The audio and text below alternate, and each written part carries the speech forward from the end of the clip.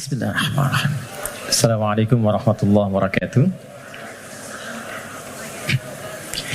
Alhamdulillah wassalatu wassalamu ala Rasulillah wa ala alihi wa sahbihi wa man walah wa ba'du. Faya ahbaballahi wa ahbaba rasulihi sallallahu alaihi wasallam, usi nafsi wa iyyakum bitaqwallahi faqad fazal muttaqun fala tamutunna illa wa antum muslimun. Faqala ta'ala ya ayyuhalladzina amanu taqullaha haqqa tuqatih wa la tamutunna illa wa antum muslimun. Teman-teman sekalian, mengawali jumpa kita di pagi menuju siang ini, kita bersyukur pada Allah Subhanahu wa taala masih diberikan kesempatan untuk bertemu, bersilaturahim dan menuntut ilmu. Semoga seluruh ikhtiar kita sampai dengan hari ini, detik ini diridhai dan dirahmati oleh Allah Subhanahu wa taala. Saya berusaha secepat yang mungkin saya lakukan untuk bisa sampai di sini dan memulai kajian kita. Kita akan menyambungkan dengan materi di pertemuan yang lalu. Tema kita hari ini secara singkat dan cepat kita akan bagi pada dua sesi. Yang pertama kita akan bicara tentang kunci cepat kebahagiaan dalam Al-Quran. Ya, shortcut bahagia itu seperti apa ditunjukkan oleh Allah di dalam Al-Quran. Kemudian setelah itu kita akan coba agak lebih banyak untuk berdiskusi. Barangkali ada beberapa hal yang ingin kita diskusikan, tanya jawab, saya bertanya, Anda menjawab, atau sebaliknya. Baik, mudah-mudahan sisa waktu yang ada bisa kita maksimalkan. Setiap kita tidak akan luput dari persoalan seperti yang dibahas di pertemuan lalu. Dan ingat kuncinya, tidak ada manusia yang hidup yang tidak mengalami persoalan, yang tidak punya masalah. Itu mustahil.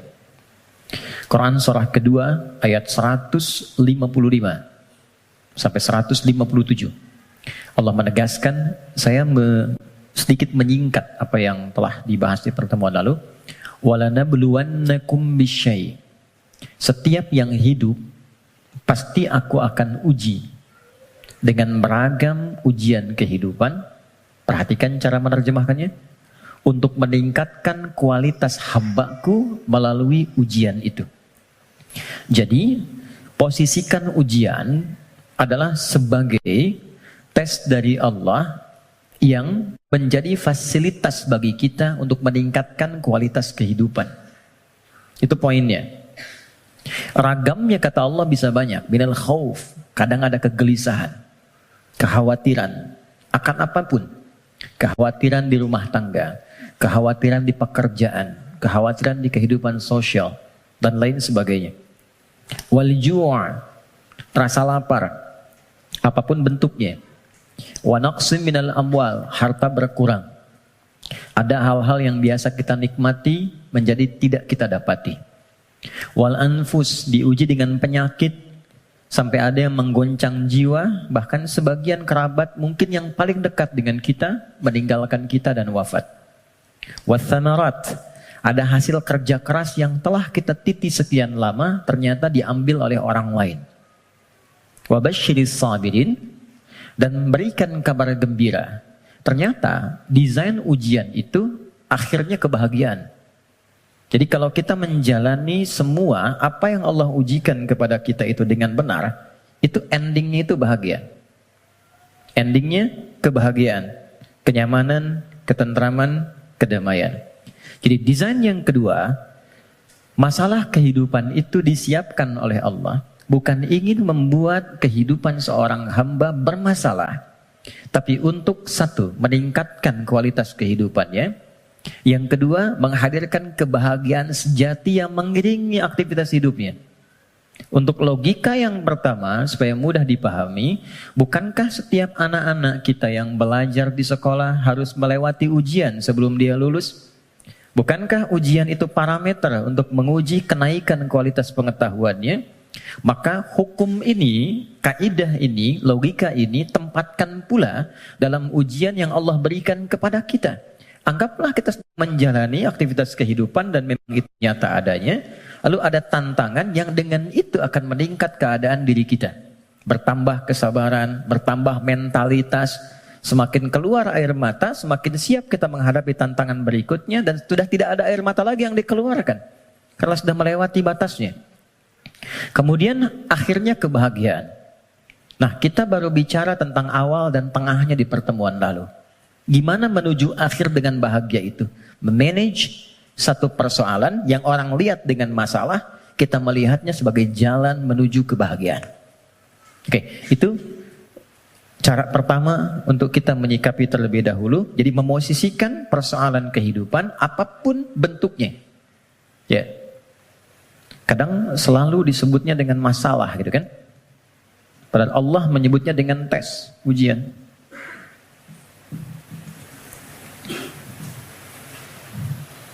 Satu, untuk meningkatkan kualitas hidup. Tadi sudah saya sampaikan bahkan dari sisi logikanya. Ya, ini macam-macam. Ada yang kaitan dengan intelektual, wujudnya kreativitas.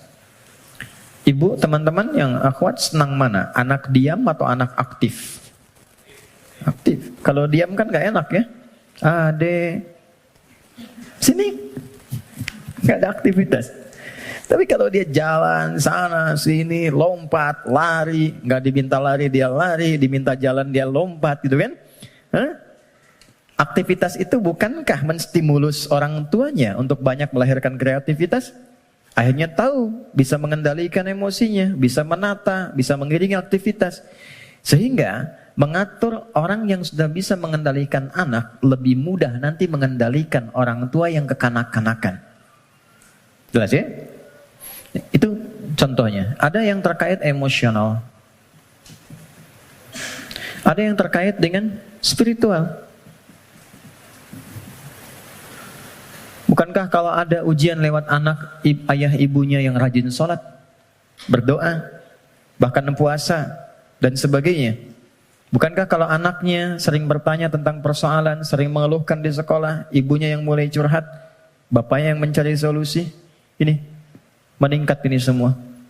Kalau Allah nggak titipkan lewat itu semua, nggak akan mungkin muncul pengalaman-pengalaman yang kadang melahirkan nostalgia di kemudian hari. Ya, ini poinnya. Dua, dan ini pasti sifatnya, apalagi di rumah tangga. Saya tanya sebentar, siapa yang ingin rumah tangganya sakinah? Semuanya ya. Dan sakinah itu babnya adalah masalah. Karena sakinah itu ketenangan yang lahir setelah tuntas persoalan itu diselesaikan. Oke. Dua, tidak mungkin Allah titipkan ujian berupa aneka persoalan kehidupan kecuali menjadikan ini sebagai jembatan yang mengantarkan pada kebahagiaan. Ini poinnya. Secara teoritis psikologis kita sudah belajar di pertemuan lalu bagaimana menyikapi masalah supaya jadi ujian yang menyenangkan. Itu dulu. Kemarin setelah kita belajar, yakinkan pada diri kita nggak mungkin diuji kalau nggak sanggup, kan? Al-Baqarah 286 selesai kemarin. La yukallifullahu nafsan illa wus'aha. Jadi kalau ada yang diuji dengan persoalan apapun, katakan pada diri kita, aku yang dipilih, insya Allah sanggup, insya Allah mampu. Itu dulu. Nanti secara psikologis akan ada kekuatan yang tak kita sadari membuat kita lebih siap menghadapi itu. Itu kaidah Quran.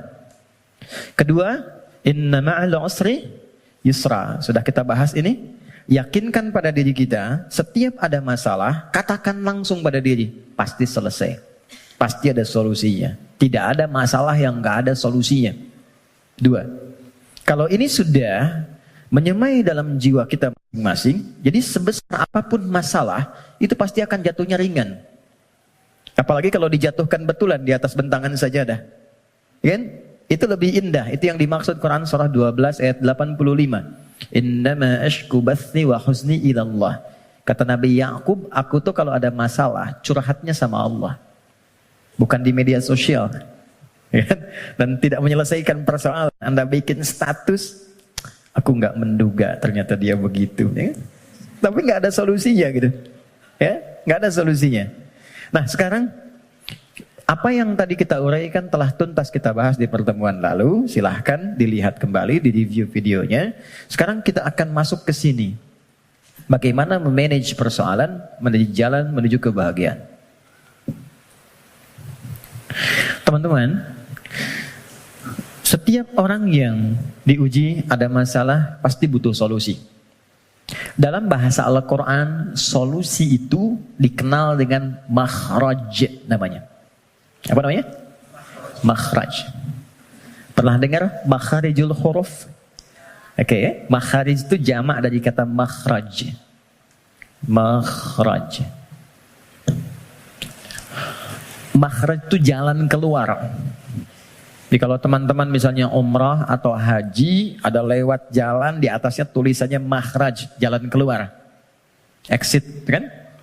Nah, di dalam Al-Quran, setiap orang yang diuji dengan persoalan kehidupan, itu fitrahnya sudah pasti menginginkan jalan keluar. Ini saya pengen keluar, ini bahasa kiasan. Ini ada tempat penuh dengan masalah, saya pengen keluar. Apa jalan keluarnya? Apa makhrajnya? Kalau kita keluarkan ayat-ayat terkait dengan solusi dari setiap persoalan yang endingnya kebahagiaan, maka kita akan temukan satu. Quran, surah ke-65. Kita mulai dengan basicnya Quran dulu ya, supaya nggak bisa didebat gitu. Kalau teori manusia kan bisa didebat ya, tapi siapa yang mau mendebat firman Allah? Jadi saya mulai dengan Quran, hadis. Jadi kalau hadisnya didebat, Anda mendebat Rasulullah gitu. Baik, oke. Quran surah 65 ayat surah At-Talaq. Akhir ayat kedua, di akhir ayat kedua, di awal ayat ketiga. Dan nanti indahnya kenapa ditempatkan di surah At-Talaq. Ya.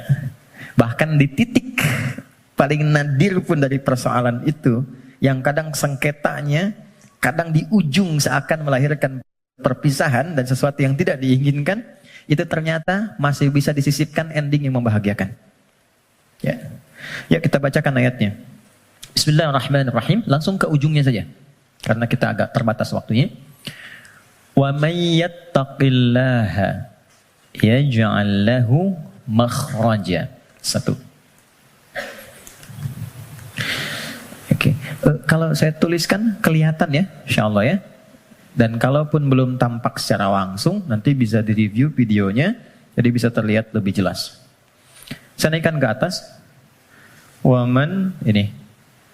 Yang saya highlight dulu. Wa may yattaqillaha. Gini. Ya, kelebihan. Wa may yattaqillaha. Nih, kuncinya ini. Saya kotaki.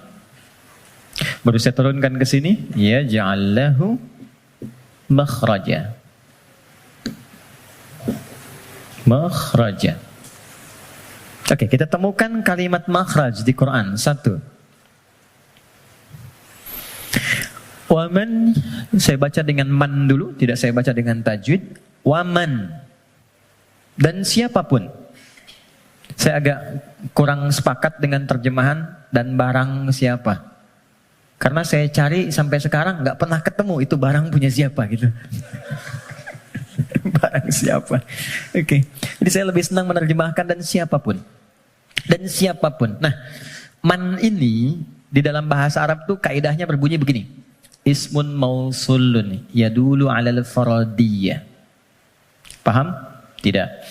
Man, konjungsi yang menunjuk kepada objek, kadang subjek, tapi dia menunjuk secara personal, tapi sifatnya luas. Jadi tawarannya berlaku secara personal setiap kita, tapi bersifat terbuka. Jadi kalau ada kata man di Quran, itu Allah sedang berbicara kepada kita, posisikan secara personal. Setiap kita itu sedang dikhitab, ditawari langsung oleh Allah. Dan tawarannya terbuka. Mau laki-laki, perempuan, besar, kecil, tua, muda, siapapun. Kalau ini kemudian disandingkan dengan kata makhraj, yang tadi kita sepakati makhraj itu solusi, jalan keluar. Lawan dari solusi, masalah kan? Ujian kan?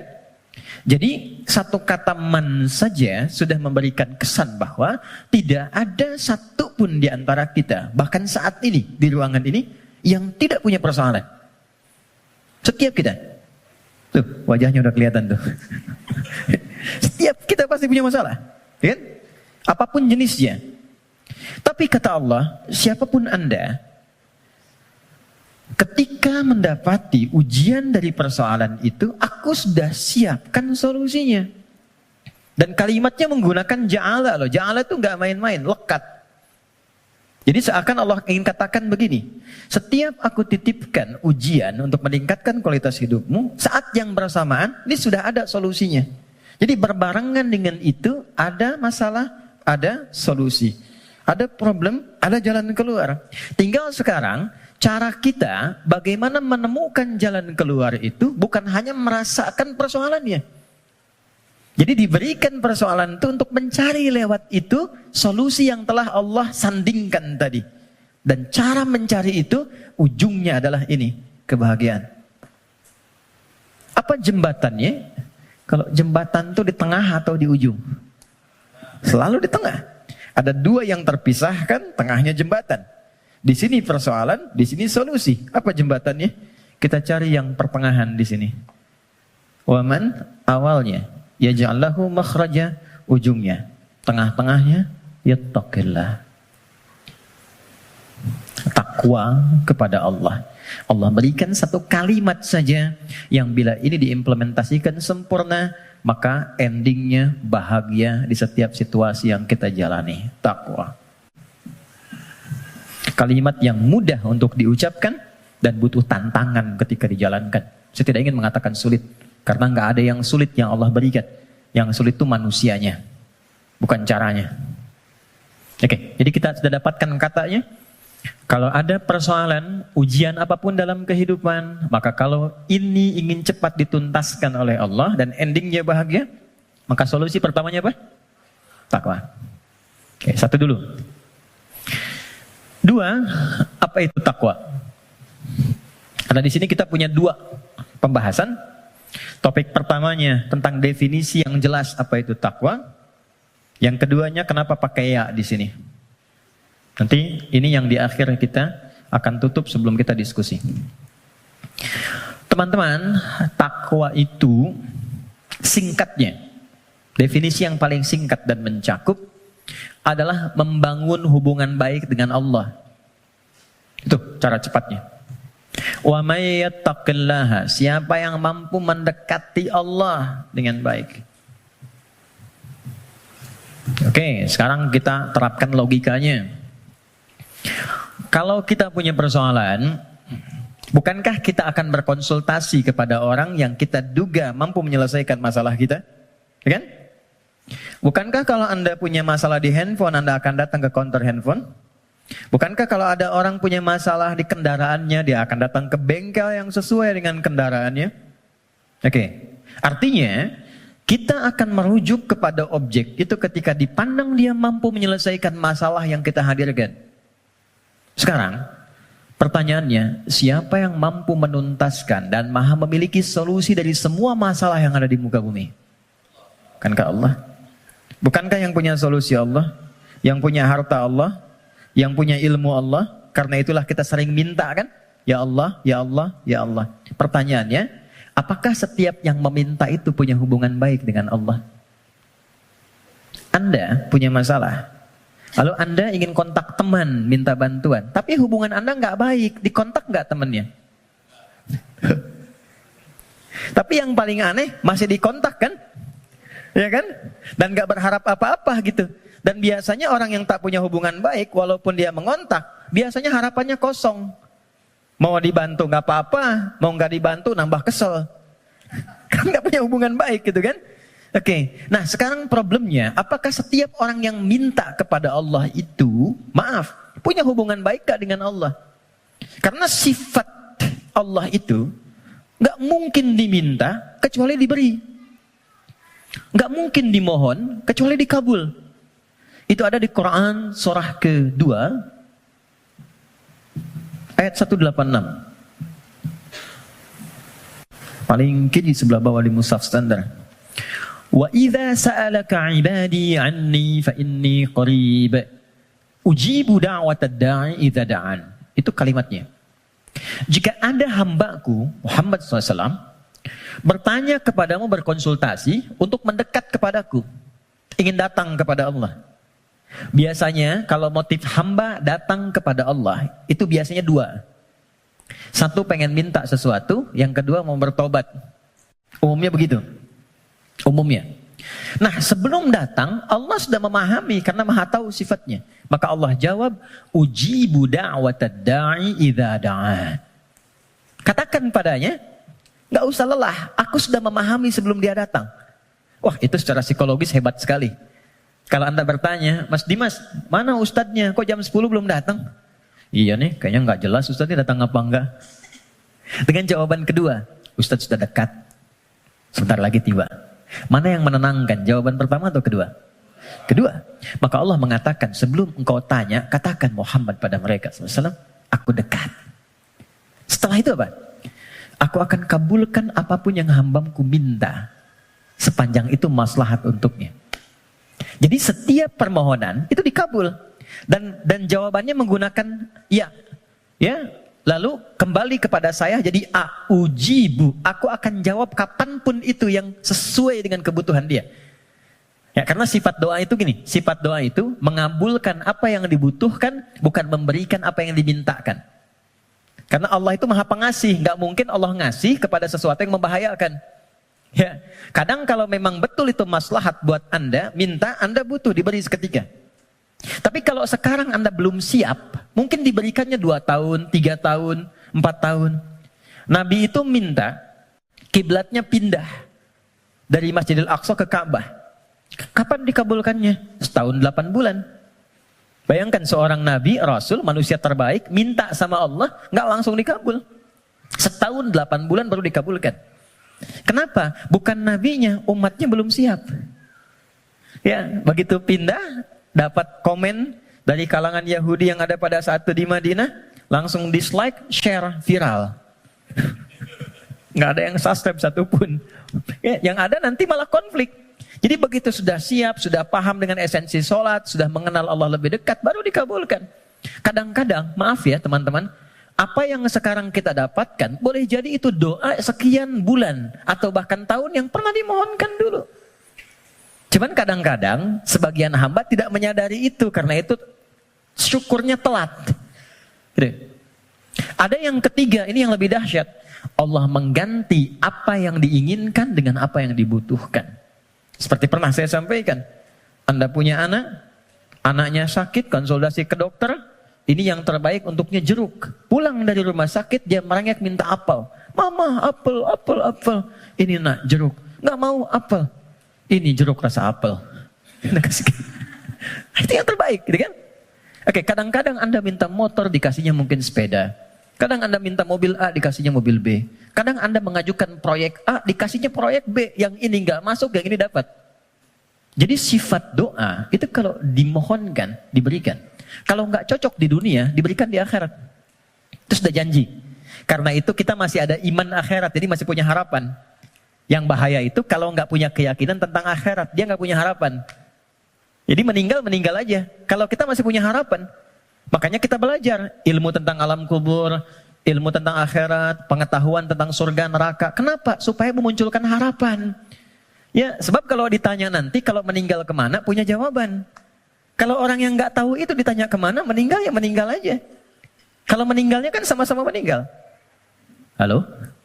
Ya? Baik. Nah sekarang problemnya adalah, bisa ada orang minta, tapi nggak terkabul gitu. Nggak dapat. Apa problemnya? Maka saya kisahkan hadis Nabi. Teman-teman, thumma dzakara ar-rajula yutilu safara ash'atha aghbara. Nabi mengisahkan seorang lelaki yang menempuh perjalanan panjang. Safar. Sifat safar, ingat ya, sifat safar itu cepat mengabulkan doa. Jadi kalau teman-teman sedang safar, kalau dari segi jarak tuh di atas 82 km dari segi jarak. Tapi kalau dari waktu tempuh yang merubah zona waktu lah setidaknya. Ya, Jadi kalau kita misalnya dari sini mau ke Palembang, Papua, Lampung, safar. Tapi ingat, safarnya menuju tempat yang baik. Ya deh? Ini mau safar ke Makau, safar ke Las Vegas misalnya, itu bukan safar namanya. Memang jalan jauh tapi bukan dalam konteks yang dibenarkan. Nah, orang yang menempuh perjalanan jauh dalam rangka kebaikan, apalagi diniatkan ibadah, maka berpotensi mengabulkan doa di setiap titian perjalanannya. Maka alih-alih banyak foto dan bikin status, saran saya, isi dulu dengan doa. Isi dulu dengan doa. Dua, yamuddu yadaihi ilas sama, dia mengangkat tangannya ke langit. Gini, saya tidak bermaksud mengajarkan, hanya share saja. Biasanya begini yang mudah untuk dilakukan. Kalau Anda angkat telapak begini, ada garis kan ya? Ada garis ya? Nah, yang paling mudah tuh begini, satukan garisnya. Ini, lalu di sini letakkannya. Nanti ada babnya, semakin tinggi dan luas permohonan, biasanya semakin diangkat, semakin terbuka. Seperti doa istisqa, minta hujan. Doa istisqa itu begini. Nanti ada di khutbah Jumat, misalnya khatib begini. Ya, sebetulnya tidak diatur secara spesifik, yang penting ngangkat. Tapi umumnya riwayat mengatakan ngangkat dekat ke dada. Saya yang praktekkan begini. Nah, singkatnya, hadis sahih mengatakan, orang yang mengangkat tangan dengan berdoa, itu lebih cepat intinya dikabulkan dibandingkan dengan yang diam. Innallaha hayyun karimun. Allah itu maha mulia dan sangat merasa malu kalau seorang hamba mengangkat tangannya tidak dikabulkan doanya. Itu jawaban dari Nabi kepada seorang sahabat yang bertanya, "Ya Rasulullah, kalau ada seorang hamba mengangkat tangan dan bermohon kepada Allah, apakah dikabulkan?" Kata Nabi, bagaimana menurutmu jika ada temanmu minta kepadamu sambil menengadahkan tangannya begini? Ya, Mas Sandian, tolong sesuap nasi aja. Kalau nggak ngasih malu kan? Maka kata Nabi, Allah lebih malu karena sifat rahimnya, lebih malu kalau hambanya mengangkat tangannya lalu dia tidak memberinya. 2. 3, ini kunci cepat. Fayaqulu ya Rabb, ya Rabb. Lalu dia bermohon dengan al-asma'ul husna. Cara ketiga, kalau doa ingin cepat dikabulkan, mulai dengan al-asma'ul husna. Enggak perlu semuanya. Pilih satu nama yang sesuai dengan permohonan yang kita ajukan. Contoh, Allah punya berapa nama? Ya, yang dihitung 99. Itu yang disebut dengan Al-Asma'ul Husna. Quran surah ke-17 ayat 110. Ulidu'ullaha. Kalau engkau punya persoalan, kata Allah, sebut namaku minta. Awid'ur Rahman. Sebut namaku sang pemberi tanpa batas. Maha kasih yang luas. Ayyamma tad'u. Tapi kalau engkau ingin spesifik, falahul asma'ul husna. Pilih satu nama yang sesuai dengan kebutuhanmu. Contoh, Anda minta untuk dilapangkan rezeki. Sebut ya Allah, Allahnya dulu. Allah. Ya Razzaq.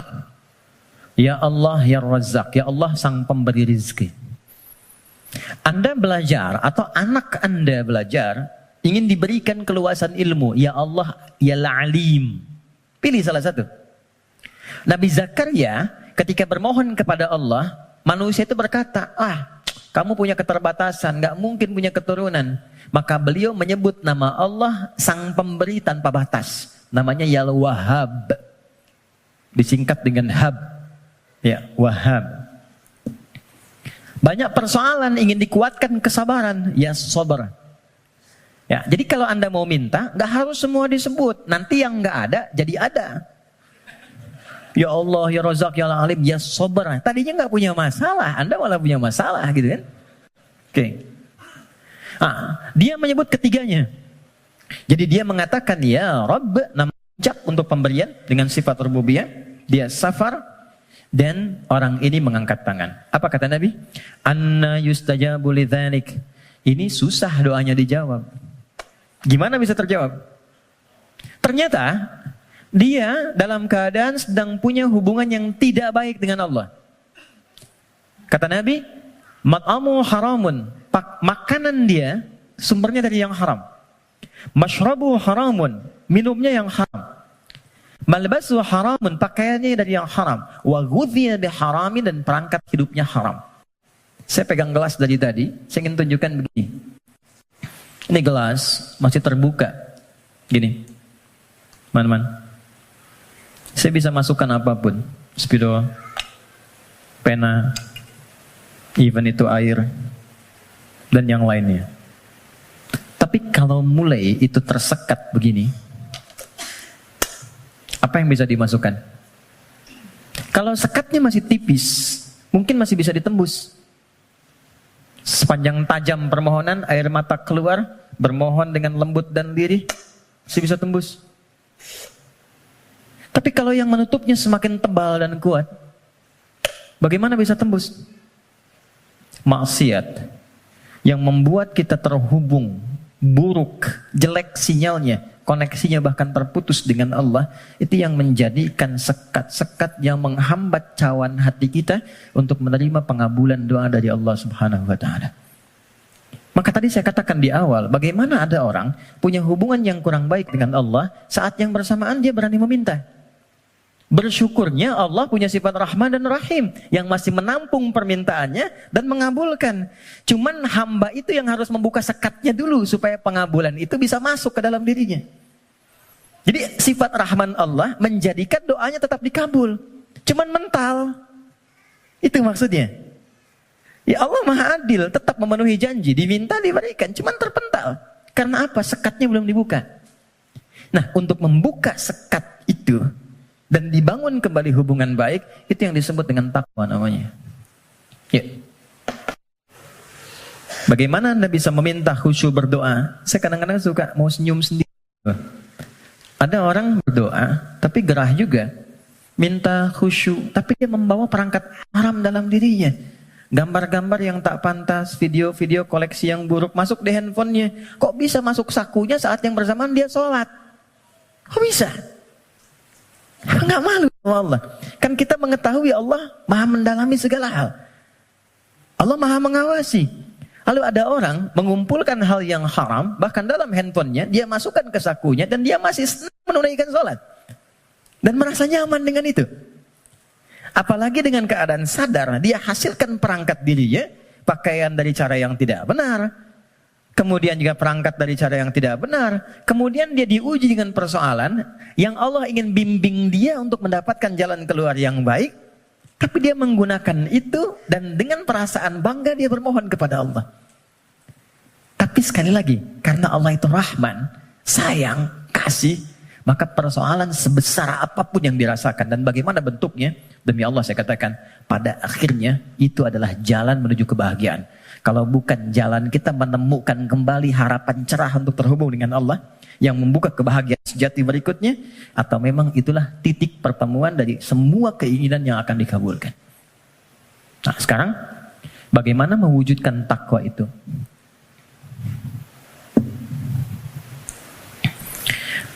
Teman-teman, halo? Kenapa serius begitu? Tenang ya, tenang. Nah, baik. Sekat ini terhambat karena ada penyebab. Penyebabnya yang paling pokok nafsu. Nafsu. Nanti itu yang diprovokasi oleh setan untuk mengeluarkan bisikan-bisikan yang buruk. Nafsu itu setidaknya disebutkan dalam Al-Quran kurang lebih sebanyak 115 kali. 115 kali.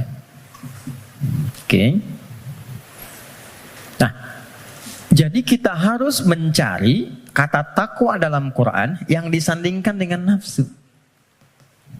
Kata takwa itu dengan semua derivasinya disebutkan dalam Al-Quran 240 kali. Dan yang bersanding dengan nafsu itu 115 kali. Masya Allah. Tadi masih ingat?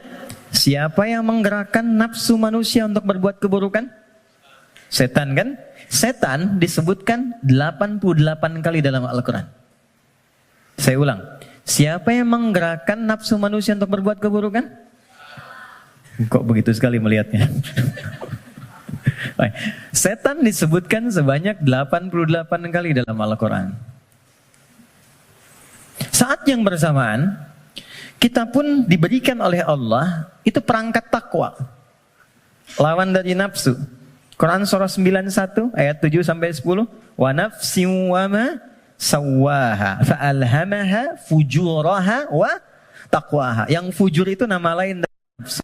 Takwa itu bagian ya tertentu dari tubuh kita sebagai gambaran nilai kebaikan. Nah, yang mensupport takwa itu malaikat. Pernah nggak merasakan begini? Ketika azan berkumandang, Allahu Akbar, cepat sudah azan, siap-siap. Pernah merasakan itu? Nah, itu yang bisikan malaikat. Pernah nggak ada bisikan begini? Ketika misalnya melakukan satu perbuatan atau terfikir untuk berbuat yang tidak benar, ingin berdusta pada pasangan, hati kecilnya mengatakan jangan lakukan, itu nggak benar. Pernah ada begitu? Itu bisikan malaikat. Teman-teman, malaikat disebutkan dalam Al-Quran sebanyak 88 kali.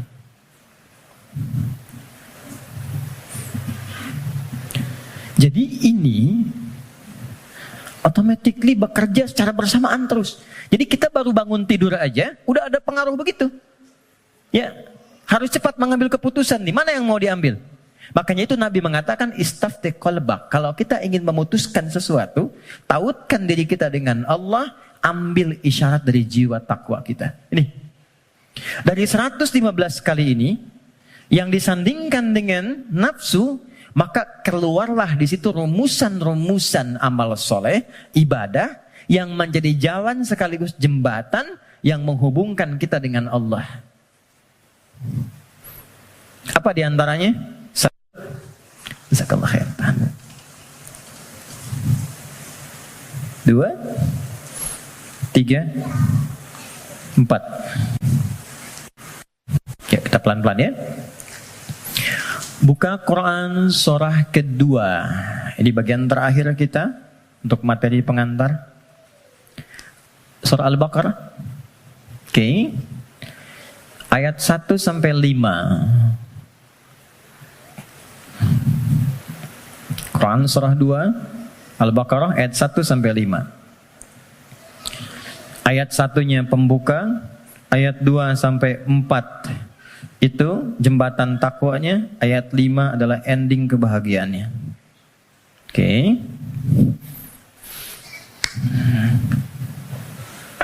Ya, kita mulai. Pembukanya Allah sampaikan Alif Lam Mim. Aku akan berikan informasi dari firman-Ku yang mudah untuk dipahami, mudah untuk dibaca, mudah untuk diamalkan, semudah engkau mengucapkan alif, lam, dan mim. Alif yang keluar di lisan, a dari rongga di sini, lam sampai di lidah, mim sampai di bibir. Semudah engkau berucap, semudah itu pula Quran bisa dibaca, dipahami, dan diamalkan. Dzalikal kitabu la raiba fi. Tapi engkau mesti yakin. Kalau ingin mendapatkan manfaat dari Quran ini, engkau mesti yakin tanpa ragu terhadap apa yang akan aku sampaikan dan mengamalkan apa yang aku bimbingkan di dalamnya. Teruskan. Dzalikal kitabu la raiba fihi hudal lil muttaqin. Isi Al-Quran aku telah siapkan menjadi pedoman kehidupan, petunjuk hidup untuk semua kegiatan yang mengiringi bagi orang takwa. Muttaqin itu jamak dari kata taqi. Taqi itu satu orang. Quran surah ke-19 ayat 12 sampai 15. Ya Yahya khudhil kitaba biquwwah wa atainahu al-hukma sabiyya wa hananan min ladunna wa zakatan wa kana taqiyya. Jadi kalau taqi satu orang. Ya. Misalnya Mas Doni punya anak Hamzah yang bertakwa satu orang. Diberi nama Hamzah At-Taqi. Hamzah aku harapkan jadi insan yang bertakwa. Misal. Kalau banyakan, itu berubah namanya menjadi muttaqin. Kalau menjadi objek muttaqin, jadi subjek muttaqun. Kata Allah, aku telah siapkan isi Quran sebagai pedoman berkehidupan. Objeknya siapa? Untuk hamba-hambaku yang mencoba meningkatkan takwa. Apa jembatan, amalan untuk mewujudkan sifat takwa itu, menjadi orang takwa itu? Teruskan ayatnya. Nah, ini poinnya. Ayat 3. Alladzina yu'minuna bil ghaib wa yuqimuna shalah. Oke, 1. Teman-teman lihat baik-baik. disebutkan dengan kata alladzina. Saya pernah sampaikan di banyak pertemuan. Alladzina disebutkan sebanyak 1080 kali dalam Al-Quran. Dan menunjuk pada semua objek tanpa batas. Siapapun.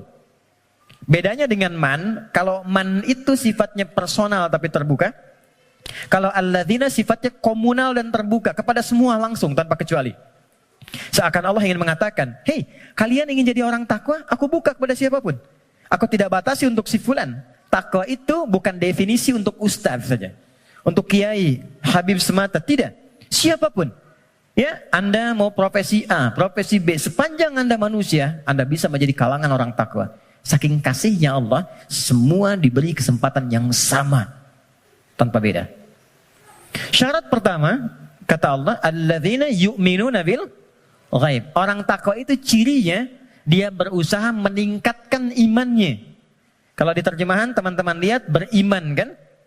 Tapi kalau kita lihat dari karakter gramatikal bahasa Arabnya, pakai ya di situ bentuknya jama'un, yu'minun, ya itu bentuknya kalau kita tarik ke dalam bahasa Inggris misalnya bentuk present, continuous, and future. Ada progresif, kontinuitas.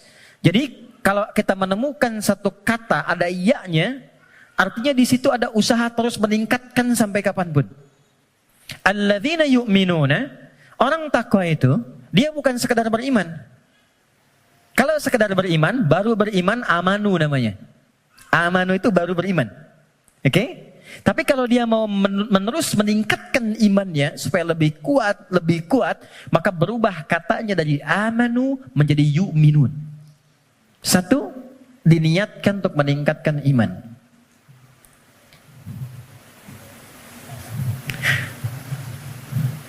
Ilustrasinya begini. Tadi subuh jam berapa? 4 lewat berapa? 4 lewat 8. Ada lagi yang lain? 4 lewat 5, 46, 48. Kita ambil 48 ya. 4 lewat 8. Allahu Akbar, Allahu Akbar. 4 lewat 8. Begitu dipanggil, Allahu Akbar, Allahu Akbar, bangun. Sadar ada panggilan, siap-siap untuk menunaikan salat. Jam 4 lewat 8 dipanggil, jam 4 lewat 8 bangun. Itu namanya iman standar. Oke. Bukan kuat, iman standar. Oke. Baik, gini. Teman-teman kerjanya jam 8. Datang jam 8, standar gak? Standar kan? Ya. Kerja jam 8, datang jam 8, standar ya? Standar. Kalau Anda datang jam 7, itu baru istimewa. Ya, itu baru kuat, bagus. Dipanggil jam 4 lewat 8, Anda siap-siap dari jam 3.30. Nunggu panggilan, kan? Itu kuat namanya. Dipanggil jam 4 lewat 8, nunggu dari jam 2. Istimewa. Ya. Yang sering terjadi itu begini, dipanggil jam 4 lewat 8, baru sadar jam 8 lewat 4. Ya. Okay. Ini problemnya. Dan masih menuntut untuk solusi segera gitu kan. Nah, ini. Nah teman-teman, jadi orang yang yu'minun itu, dia tahu dia beriman, dia tahu dia dipanggil sholat, tapi dia ingin selalu meningkatkan keimanannya. Maka dia naikkan, biasa dipanggil jam 4 lewat 8, jam 4 dia mulai bangun.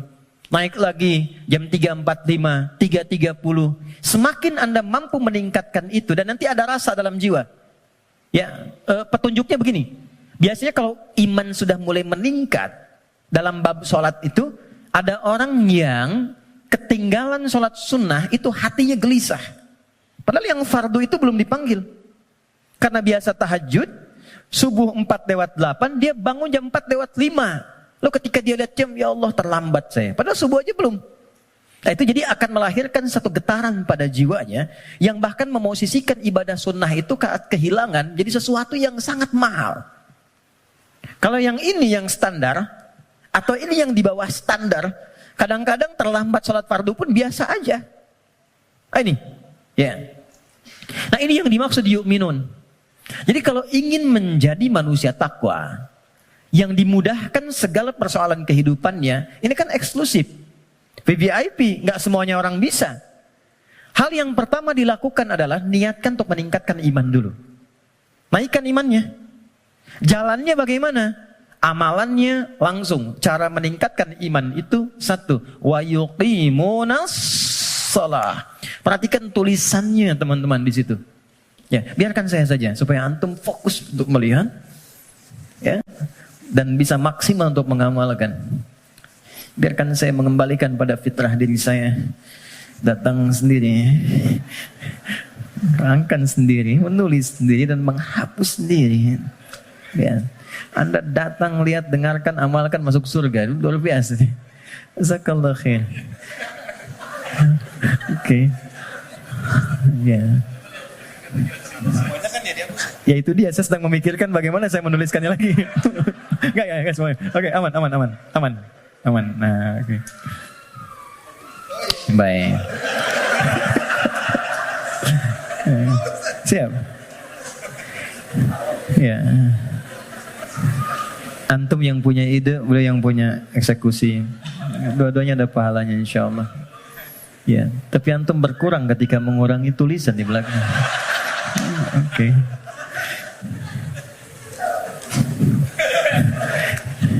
Satu, salat. Ya, sebentar. Oke. Coba lihat di mushafnya, tulisannya mesti begini. Nah, harus begini. Yuqimunas sholata. Enggak boleh beda. Harus begini. Karena nanti ada yang begini. Gini. Ada yang begini. Salawat. Kalau yang begini artinya sekali, tunggal. Kalau yang begini artinya salat fardu 5 waktu. Contoh Quran surah kedua Al-Baqarah ayat 238. Hafidhu 'alas shalawat. Bentuknya begini. 5 waktu. Kodenya boleh dicatat 24434. Yang 5 waktu 24434. 2 salat subuh, 4 salat zuhur, 4 salat asar, 3 salat maghrib, 4 salat isya. Ini. Tapi kalau yang begini itu melampaui yang fardu. Melampaui yang fardu bukan tambah bilangan fardu. Kalau gitu nanti besok subuh dari biasanya 2 jadi 4. Tidak. 2. Melampaui yang fardu artinya menambah dengan yang sunnah. Loh, Anda kan pengen masuk kelas VIP. Kalau kelas tribun biasa kan bayarnya biasa. Nontonnya kan biasa. Ya kan? Tapi kan permintaannya pengen yang spesial. Kalau pengen spesial, ibadahnya pun harus selaras dong. Harus adil, harus sama, harus spesial juga. Makanya tingkatkan dari sekedar yang fardu. Kalau kita ingin membangun jembatan takwa mulai saat ini, maka coba sekarang keluarkan menu-menu salat sunnah apa saja yang bisa dilakukan. Jangan terlalu ekstrim dulu. Yang penting tahu dulu. Misal, yang siang ada apa saja? Kita mau masuk sholat zuhur misalnya. Sebelum zuhur itu ada sholat sunnah. Ada 4 rakaat. Bisa dibagi 2. 2 rakaat, 2 rakaat. Kalau nggak sempat waktunya untuk 4, bisa 2. Hadis Ibnu Umar. Sebelum asar ada 4 rakaat. Rahimallahu imra'an shalla qabla al-'asri arba'an. Misal, salat mutlak. Malam misalnya ada tahajud. Kita ingin coba bangun tahajud. Nggak usah yang tinggi-tinggi dulu. 2 rakaat aja dulu. Ya, 2 rakaat untuk melatih kenyamanan hati dan fisik kita. Jangan dipaksakan dulu. Malam ini 11, besoknya berhenti. Ya. Dan nggak usah panjang-panjang dulu. Saya selalu mengatakan kalau pengen tahajud dimulai, maka mulai dengan 2 rakaat tahajud, 1 witir. Ya, dan gunakan surah paling favorit yang bisa kita ucapkan, kita bisa bacakan. 3 kul kan? Dari wajahnya tuh kelihatan. Rakaat pertama, qul a'udzu birabbil falaq, al-falaq. Ya kan? Antum kan enggak jauh dari al-asr, an-nasr, al-kautsar, al-falaq, an-nas, al-ikhlas. Pada ikhlas semua tuh. Anas. Tutup witir dengan 1 rakaat. Al-ikhlas. Ikhlas man. Saking ikhlasnya cuma 1 gitu ya. Oke. Coba dulu itu. Sampai jiwa kita merasa bosan. Nyaman jiwanya. Tapi kan kita mulai merasa bosan. Masa ini terus? Besok kan jadi naik kan? Jadi 4. Terus tambah ad-duha, al-insyirah. Lama-lama menikmati. Nah, ketika menikmati itu yang disebut dengan halawatul iman, nikmatnya beriman. Sudah pengen pindah surat. Kalau para penghafal Quran tuh adik-adik RKM biasanya murojaah. Al-Baqarah, Ali Imran, An-Nisa, biasa. Tapi kalau sudah paham esensi tahajud, yang dibaca itu kadang, kalau sudah mengerti, surat yang sesuai dengan kebutuhannya. Itu tingkat tertingginya. Misal, sedang ada persoalan yang berat ke jiwa. Nggak harus tinggi-tinggi. Baca rakaat pertama ad-duha, kedua al-insyirah. Kita nggak harus tinggi-tinggi. Dan kita merasakan itu. Pengen membangun hubungan baik dengan Allah. Pengen taubat gitu kan. Pengen mendekat. Pengen jadi ahli surga. Baca surat Az-Zumar misalnya. Pengen husnul khatimah. Bacakan surah Al-Fajr misalnya. Ya, kan di penghujung ayatnya. Ayat 27 sampai dengan ayat 30. Kan? Sampai terasa kenikmatannya. Itu yang dimaksud dengan wa yuqimunas shalah. Dan tunaikan dengan khusyuk, dengan merasakan itu. Ya, ini poinnya. Jadi untuk menjadi orang takwa, amalan pertamanya apa? Salat. Untuk itulah ia disebut salat, dari kata silah asalnya. Silah. Dari kata wasala yasilu wusulan wasilatan. Wasala itu sampai, ibadah yang menyampaikan hajat kita kepada Allah disebut dengan salat. Karena itu semua isinya doa. Silah, kalau teman-teman bikin simpul yang kuat talinya begini sehingga sulit dilepaskan, gini, disebut dengan silah namanya. Hubungan erat yang sulit dilepaskan. Pernah dengar silaturahim? Kenapa disebut silaturahim? Karena ketika Anda kumpul, terhubunglah ya satu hubungan chemistry, perhatian yang itu nggak lepas saat pulang. Jadi silaturahim itu wujudnya bukan saat kumpul. Kalau kumpul Anda menyapa, wajar orangnya ada. Kalau kumpul Anda tersenyum, wajar temannya ada. Silaturahim itu ketika Anda pulang, Anda masih ingat kawan Anda dan Anda doakan dia. Anda sapa dia. Anda berikan apa yang sanggup Anda bisa sampaikan. Saya diajarkan pada guru kami saat selesai belajar dan siap untuk mengajar. Pesan guru saya waktu itu, nak, kalau engkau mengajar siang hari, tatap yang mampu kau tatap dari orang yang belajar itu. Sampaikan dengan tulus, malam kau bangun, kau salat minta sama Allah. Bayangkan orang-orang kau tatap itu. Mintakan ya Allah mudahkan urusan hidupnya, sehatkan mereka, bahagiakan mereka, tanamkan kedamaian dalam jiwa mereka.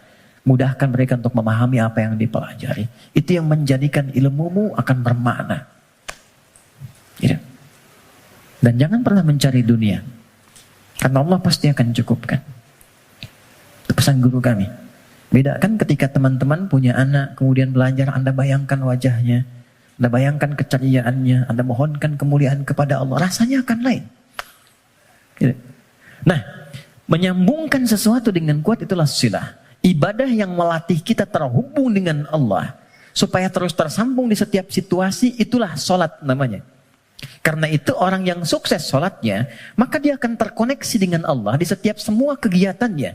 Itu yang dikonfirmasi di Quran surah keempat An-Nisa di ayat 103. Quran surah 4 ayat 103. Dia langsung ingat, langsung terhubung, terkoneksi.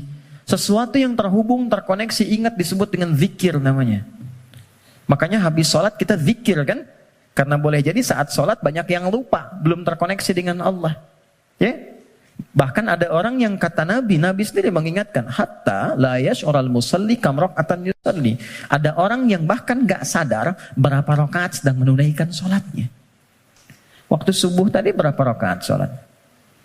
2 ya? Ada yang 1 loh. Ada yang 3 loh. Karena tak ingat.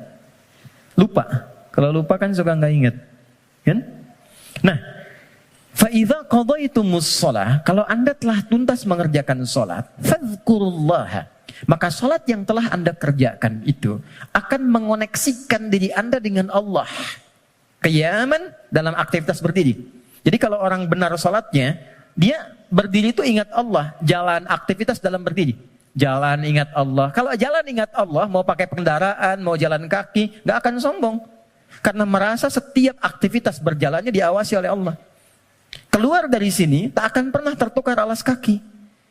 Keluar dari masjid, nggak akan ada yang ketukar sendal. Karena ingat Allah. Mustahil orang ingat Allah, lantas dia misalnya menggunakan alas kaki orang lain. Mustahil. Ya Allah, mana? Ya Allah. Oh, ini, astagfirullah, lupa. Pakai aja. Dia pakai yang paling bagus, padahal dia ke masjid nggak pakai sendal. Tuh. Sekarang kreatif, maksiat tuh udah banyak kreatifnya sekarang. Dia Anda bayangkan, orang berbuat maksiat aja makin kreatif sekarang. Jadi kenapa Anda berbuat baik minim kreativitas? Munculkan. Fadhkurullaha qiyaman wa qu'udan wa 'ala junubikum. Maka duduk pun ingat Allah. Makanya dia bekerja depan komputer, nggak ada yang bisa menambahkan nol, merubah proyek dan sembarangan, tanda tangan di tempat yang tidak jelas. Itulah salat. Nah, ini yang saya katakan di awal, takwa itu amalannya jembatan yang menghubungkan kita dengan Allah. Tandanya sudah ada ketenangan. Jadi kalau sholatnya sudah enak, akan ada perubahan pada perilaku. Ya, tenang, nyaman, damai. Maaf teman-teman, saya ingin konfirmasi yang tadi saya sampaikan. Yang menjadikan seseorang tergerak berbuat maksiat sehingga mudah diprovokasi setan, itu apanya tadi? Nafsunya kan? Nah, nafsu itu punya dua karakter. Ketika memberikan bisikan keburukan, ammaratum bisu, Quran surah 12 ayat 53. Wa ma ubarri'un nafsi innan nafsa la'ammaratun bisu, bentuknya dua. Satu, bisikan syahwat yang didorong pada perbuatan-perbuatan yang disebut dengan fahsya namanya. Fahsya itu bentuknya penyimpangan syahwat. LGBT, homoseksual, ya, pornografi, porno aksi, kata-kata jorok dan sebagainya, itu fahsya namanya. Nah, semakin bagus salatnya, itu akan terkontrol, ditutup itu. Jadi merubah perilaku lebih baik. Tekan. Yang kedua, ada keburukan, was-was dari nafsu yang dimanfaatkan setan untuk berbuat tindakan-tindakan yang diingkari langsung oleh bagian tubuh kita. Nggak sepakat bagian tubuh kita. Biasanya nafsunya dari perut dan akal. Mencuri, merampok, gibah, bikin hoax, menipu dan sebagainya. Sesuatu yang diingkari secara langsung disebut mungkar namanya. Jadi ada fahsya, ada mungkar. Maka konfirmasi ini ditetapkan oleh Al-Quran di surah ke-29 di ayat ke-45. Quran surah 29 ayat 45. Perhatikan semua simpul hubungannya. Utlu ma uhiya ilaika minal kitab wa aqimis shalah. Innas salata tanha 'anil fahsya wal. Jadi mengerjakan amalan takwa pertama dengan menunaikan sholat itu bisa mencegah nafsu supaya tidak liar, tidak keluar fahsya, tidak keluar mungkar. Kalau sudah yang buruknya ditekan, maka muncul lawannya yang baik. Nafsu ditekan, takwanya naik. Manusia kan cuma begitu. Ya, yang keluar di lisan itu kan cuma dua. Kalau bukan kata-kata baik, kata-kata buruk kan. Kalau buruknya nggak ada, baiknya keluar. Kalau pulsa kebaikannya banyak, dia yang keluar. Tapi kalau buruknya banyak, baiknya kosong, buruknya naik, baiknya tertekan. Itu aja.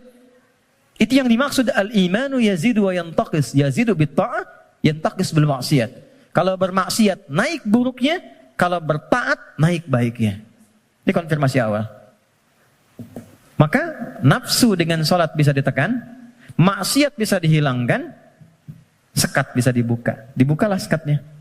Ini. Pelan-pelan. Maka demi Allah saya katakan ya, sejahat-jahatnya kejahatan yang pernah diperbuat oleh penjahat. Sejahat-jahatnya kejahatan yang pernah diperbuat oleh penjahat. itu akan sirna dan tuntas dengan menunaikan sholat yang benar ditunaikan. Karena itu hal pertama yang dilakukan oleh orang-orang yang ingin membuka lembaran hidupnya dan dia bangun hubungan baik. Demi Allah saya katakan, sholat. Larinya ke masjid. Dan lihat apa yang terjadi. Yang pertama Allah berikan bukan dunianya dulu teman-teman. Bukan dunia. Anda punya masalah, terlilit utang piutang dan sebagainya. Bukan dilunasi utangnya dulu. Tapi ditenangkan dulu hatinya. Nanti dari situ bisa membaca esensi kehidupan. Kemana sebetulnya hidup saya ini? Diajari nanti oleh Allah. Pola hidupmu salah selama ini. Makanya terjebak begini. Apa belum tiba waktunya kau menjadi orang yang baik? Apa enggak lihat orang-orang dulu yang pernah dulu begini, lebih buruk dari kamu, sekarang dia bisa jadi orang baik. Maka ditampakkan kisah si fulan. Enggak sengaja lihat YouTube, keluarnya malah sesuai dengan apa yang kita butuhkan. Dibuka. Nanti setelah sadar, keluar air mata tuh. Tenang, lapang, tiba-tiba ada orang datang di samping. Yang sudah lama gak kita kenal tuh. Kata orang teman lama, bro kamu kemana aja? Udah lama. Apa pekerjaan sekarang? Cerita ngobrol, udah ikut saya aja. Pelan-pelan ikut berubah, masalah selesai tanpa terasa. Ada yang sedang tobat, sujud. Selesai ternyata husnul khatimah, wafat. Itulah salat. Jadi yang pertama yang Allah berikan lewat ibadah salat itu untuk membahagiakan dulu. Kebahagiaan yang dirasakan setelah tuntas mengurai satu persoalan itu disebut falah namanya. Falah. Karena itulah panggilan salat disandingkan dengan panggilan falah. Dengarkan suara muazin yang nyaring berkumandang itu. Hayya 'alas shalah. Setelah itu apa? Hayya 'alal falah. Itu kalau kita memahami makna falah dengan pendekatan ini, demi Allah saya katakan, tidak ada yang paling indah kecuali kebahagiaan ketika mendengar suara muadzin itu. Itu yang menjadikan sahabat Ali bin Abi Thalib sudah gemetar ketika mendengar suara adzan. Allahu Akbar, Allahu Akbar. Sudah nangis beliau. Saking ingatnya kasih sayang Allah. Tiba panggilan yang saat didengar oleh gunung. Kalau paham gunung itu mengerti bisa hancur saking merasakan nikmatnya dari Allah. Karena saat itu ada amalan yang kalau dosa bisa diampuni, permintaan dikabulkan, masalah diselesaikan. Sholat. Kalau paham dengan ini, gak ada orang meninggalkan sholat. Yang ada pengen sholat terus. Pengen sholat. Oke, satu. Saya cepat ya, supaya kita agak waktu untuk diskusi. Dua, wa mimma razaqnahum yunfiqun. Sekarang ada cara takwa menggunakan harta. Saya berhenti 8 menit lagi. Kalau sholat kan nggak bayar ya? Di MRBJ bayar? Nggak ya? Oke, gratis kan? Artinya semua orang bisa melakukan itu. Jadi nggak ada yang bisa ngeles. Ya? Karena nggak ada perangkat lain yang menyertai. Kedua, harta. Jadi ada skema lewat ibadah fisik berupa sholat. Yang kedua ada skema takwa lewat harta. Ternyata harta itu bukan sekedar kenikmatan yang menjadikan kita nyaman dalam menjalani kehidupan dunia. Bukan semua fasilitas dunia, bukan. Tapi itu juga bisa menjadi perangkat yang mengentaskan solusi dari masalah yang dialami. Apa bentuknya nanti? Ada skema infak, ada skema zakat. Teman-teman hati-hati dengan zakat ya, karena sangat sensitif. Anda sengaja tidak berzakat, maka jadi racun hartanya. Bisa merusak kepada yang lainnya. Itu. Apalagi terwariskan nanti. Jadi makanan dimakan oleh anak atau siapapun, ya harus hati-hati. Infak, itu nilainya tinggi. Infak itu bukan sekedar menghadirkan pahala yang sangat luar biasa. 700 kali lipat paling sedikit. Jangan dibatasi di situ. Al-Baqarah ayat 261. Ya, masalul ladzina yunfiquna amwalahum fi sabilillahi kamathali habbatin ambatat sab'a sanabil. 1 jadi 7. Fi kulli sumbulatin mi'atu habbah kali 100. 1 kali 7 kali 100, 700 kali lipat. Itu maksudnya pahala ya. Pahala, bukan perkalian feedback ke kita, bukan. Jangan bayangkan begini, kalau saya infak 1.000, balik 700.000. Bukan begitu cara memahaminya. Itu enggak tepat. Yang dimaksud, Anda mendapatkan 700 kali lipat pahala di akhirat nanti. Jarak satu keduanya 500 tahun. 2 ke 3 500 tahun. Itu di akhirat. Di dunianya dapat apa? Nah, di dunia itu pancaran keberkahan. Di antara pancaran keberkahannya ada dua. Satu, memberikan tambahan barakah kepada Anda yang nilainya lebih daripada apa yang Anda berikan. Minimal 10 kali lipat.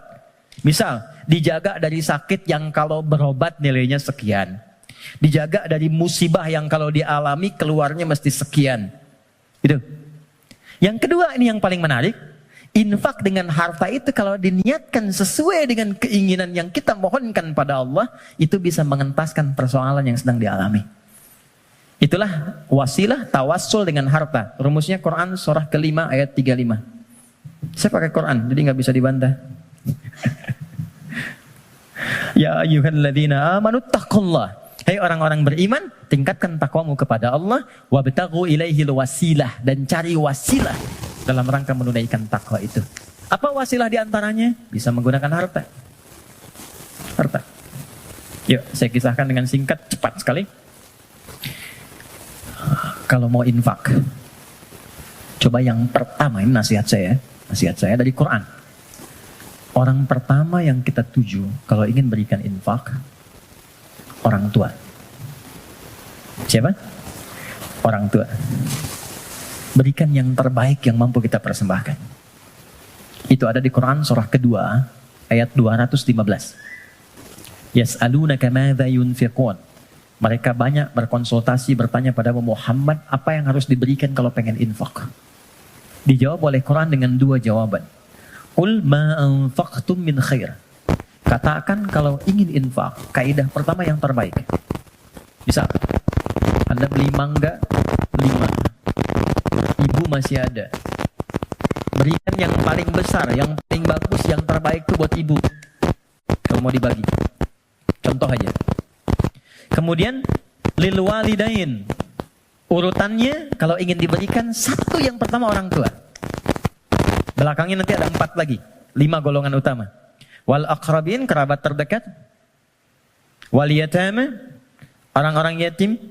Wal masakin, orang-orang miskin. Wabnis sabil, orang yang kesulitan di perjalanan. Tapi yang pertama orang tua. Jadi teman-teman, kalau orang tua masih hidup, apa yang bisa dipersembahkan walau tidak diminta. Sedang ada masalah misalnya kan, mohon kebaikan pada Allah, bikin makanan datang pada orang tua, minta doanya. Ini sederhana tapi dalam, minta doanya. Ada kitab namanya Al-Adabul Mufrad karya Al-Imam Al-Bukhari. Dikisahkan seorang berkonsultasi pada Ibnu Abbas radhiyallahu taala anhuma, pengen taubat, dosanya banyak. Apa jawab Ibnu Abbas? Ibu masih ada enggak? Ada katanya. Udah, pulang aja, berbakti pada ibumu. Sayangi ibumu, buat beliau merasa senang terus. Nanya lagi orang ini, kenapa mesti ibu?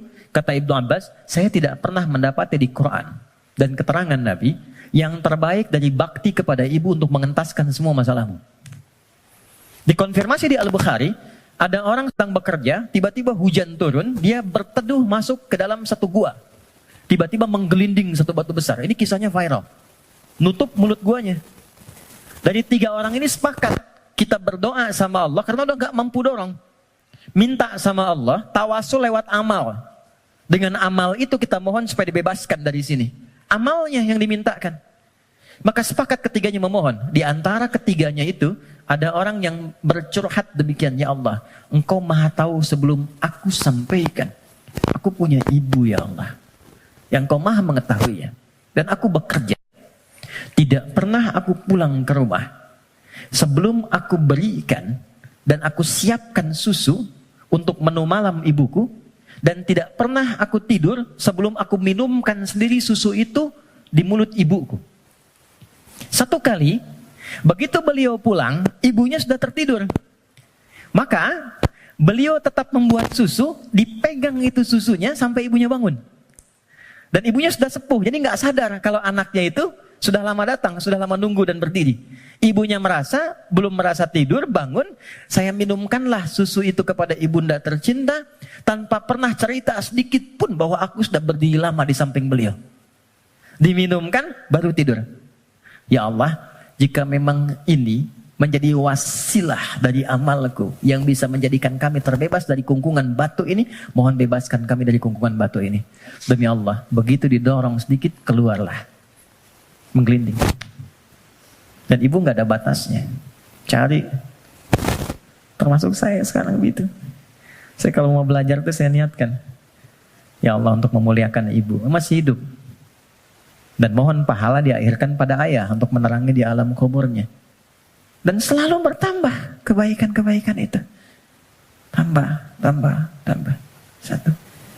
Jadi infak. Ya. Coba usahakan ya. Dan gak usah terlalu pengen dilihat dunia. Keluar jam 3, setengah 4. Lihat yang nyapu. Yang lagi dorong makanan tuh. Yang dari semalaman bekerja. Pernah gak teman-teman kalau keluar gitu? Kadang-kadang ada yang dorong sampingnya masih murojaah. Ada yang masih sholat. Saya sering nangis tuh lihat, ya Allah. Ini orang udah banyak praktek, kita banyak ceramah. Ya, lu datang. Kita cuma sampaikan nitip ya, itu baru lihat aja sudah nangis. Ya Allah, terima kasih Pak. Ya Allah, mudah-mudahan Bapak rezekinya lancar ya Pak. Sehat ya Pak. Mudah-mudahan semua keluarganya baik-baik ya Pak. Itu ya Allah. Memberi sedikit tapi dapatnya banyak gitu. Itu berharga banget. Yang terakhir Quran. Walladzina yu'minuna bima unzila ilaika wa ma unzila min qablik. Nah, dekati dengan Quran. Ya, saya lihat banyak anak-anak tuh ya. Dekatkan dengan Quran. Walaupun anak-anak yang belajar Qurannya, antum akan dapat berkahnya. Akan dapat kenyamanannya, ketenangannya. Coba tuh, yang di RKM tuh, ya, yang meluangkan waktu dan sebagainya. Memang awalnya lelah, capek, tapi ketika nggak ada libur, ada yang hilang tuh. Nanti ada kenyamanan, ketenangan, kebahagiaan, apalagi pas wisuda dan sebagainya. Tapi yang paling ingin saya sampaikan, ini sudah nyata. Kalau Quran sudah ada di lingkungan kehidupan, maka rumahnya jadi cahaya, ketenangan akan datang. Saya pernah diminta kedutaan Saudi 2018 untuk menjadi Amirul Hajj. Berangkat, mimpin rombongan. Saya kira siapa hampir 500 orang. 2/3-nya anak-anak kecil penghafal Quran. Ternyata yang digendong bapaknya, ibunya, temannya, gurunya. Yang hafal Quran anaknya, bapak ibu yang nabung bertahun-tahun, puluhan tahun, nggak keluar itu dan kuota nggak dapat, itu berkahnya lewat anaknya. Tuh. Ada di Jakarta itu di Kemang, disebut nama lah. Ada Fitra namanya. Orang mengatakan terbatas. Bicara lambat, pergerakan, nggak bisa jalan, ya normal begitu. Tapi dia menghafal Quran. Setoran. An-Naba berapa ayat? Yang paling menarik, Allah titipkan. Dapat hadiah umrah. Berangkat dengan ibunya. Ibu udah nabung, udah segala rupa. Gak punya biaya. Demi Allah, sampai di Madinah. Sampai di Mekah. Dari sejak Madinah sampai tawaf di Ka'bah itu, di Mekah. Ibunya gendong anaknya. Padahal sudah kami kirimkan santri dan juga mutawif untuk gendong itu. Ibunya nolak. Enggak. Bu, ibu kan yang mengandungnya, udah bawa dia. Kenapa sekarang masih digendong juga? Justru saya bersyukur kepada Allah dengan adanya fitrah ini. Dialah yang telah membawa saya ke sini. Maka biarkan saya menggendongnya sebagai syukur saya kepada Allah. Ya. Jadi jangan melihat anak Anda punya kekurangan. Gak ada. Anak itu semua istimewa. Jangan lihat fisiknya. Jangan lihat perilakunya. Ada keistimewaan yang Allah titipkan di dalamnya. Boleh jadi keberkahan itu di anak Anda. Solusi itu di anak Anda. Bukankah Anda kadang punya masalah lihat anak jadi tenang lagi? Pulang dari kantor lihat anak merajaah, anak menunggu, anak memanggil, Anda ceria lagi.